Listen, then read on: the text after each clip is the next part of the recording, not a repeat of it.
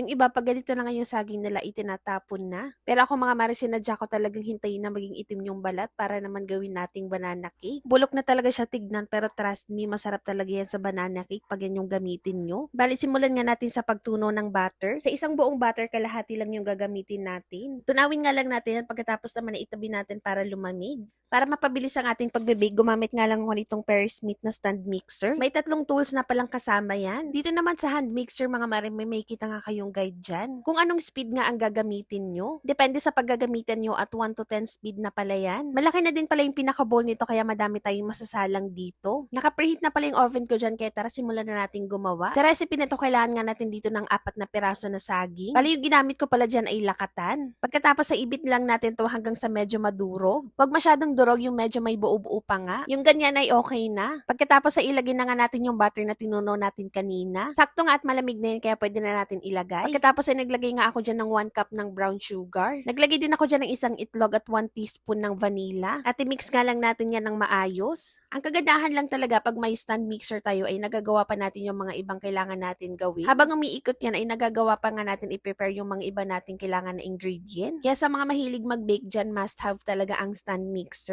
Sa dry ingredients naman, kailangan natin dyan ng 1 and 1/2 cup ng all-purpose flour, 1 teaspoon baking soda, at 1/2 teaspoon salt. Huwag kayong maglala kasi ilalagay ko naman sa comment section yung full recipe para makasunod kayo ng maayos. Pag nakita nga natin na nahalo na yung harina, okay na yan, huwag natin i-overmix. Sa chocolate naman, nagamit ko dyan ay dark chocolate para naman hindi matamis ang ating banana cake. Depende nga sa inyo kung gaano kadami yung ilalagay nyo, pero ako dinamihan ko na nga. Itong bread pan na nga lang yung gagamitin ko at nilagyan ko na nga pala yan ng parchment paper sa ilalim para hindi dumikit yung banana cake natin. Aalsa pa naman itong ating mixture kaya hindi ko na nga pinuno. May konting natira pa nga kaya dito ko na nga lang nilagay sa maliit na lagayan. May natira pa nga ako ditong chocolate kaya ayan ilalagay natin yan pang toppings. Mas madaming chocolate mas masarap. Huwag kayong maglala hindi naman tatamis yan kasi dark chocolate nga ang aking ginamit. At after 1 hour nga na pagbe-bake ito na nga ang naging itsura. Ang temperature pala ng ating oven dyan ay 160 degrees Celsius. Grabe habang binibake ngayon ay napakabango dito sa bahay. Mainit-init pa nga ay in-slice ko na nga at para matikman ko na. Tignan nyo naman mga mare halatang mainit pa nga kasi yung chocolate ay nagme-melt pa. At halatang hindi talaga tinipid sa chocolate kasi punong-puno talaga kahit yung gitna.